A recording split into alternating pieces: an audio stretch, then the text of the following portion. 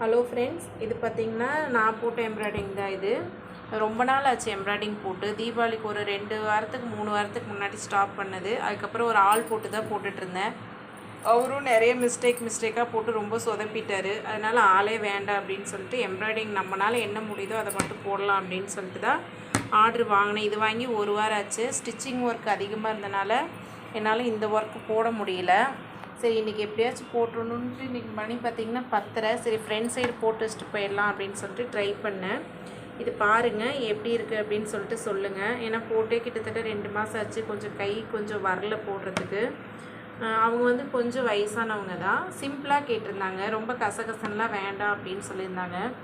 எனக்கு தெரிஞ்ச அளவுக்கு சிம்பிளாக போட்டிருக்கேன். இன்னும் வேறு ஏதாச்சும் இதில் நம்ம கொடுக்குறோன்னு சொல்லி சொதப்பிட்டா என்ன பண்ணுறது? எனக்கு அந்தளவுக்கு எக்ஸ்பீரியன்ஸ் வேறு இல்லை. அதனால் சரி, இதுவே ஓகே போதும் அப்படின்னு சொல்லிட்டு எனக்கு தோணுச்சு. அதனால் இதோட விட்டுட்டேன். வேறு எதையுமே நான் கொடுக்கல.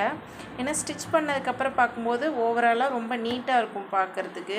நம்ம இன்னும் கொஞ்சம் அழகுப்படுத்துகிறோம், நான் இதை பண்ணிட்டோம்னா ரொம்ப அசிங்கமாக போயிடும். நல்லா இருக்குன்னு நினைக்கிறேன். உங்களுக்கு இது பிடிச்சிருக்கான்னு சொல்லுங்கள்.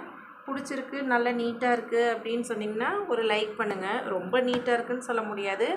எனக்கு தெரிஞ்ச அளவுக்கு நான் இதை ட்ரை பண்ணியிருக்கேன் நான். உங்களுக்கும் பிடிச்சிருந்துச்சுன்னா எனக்கு சப்போர்ட் பண்ணுங்கள். தேங்க்யூ. பாருங்கள் எப்படி இருக்குது அப்படின்னு சொல்லிட்டு.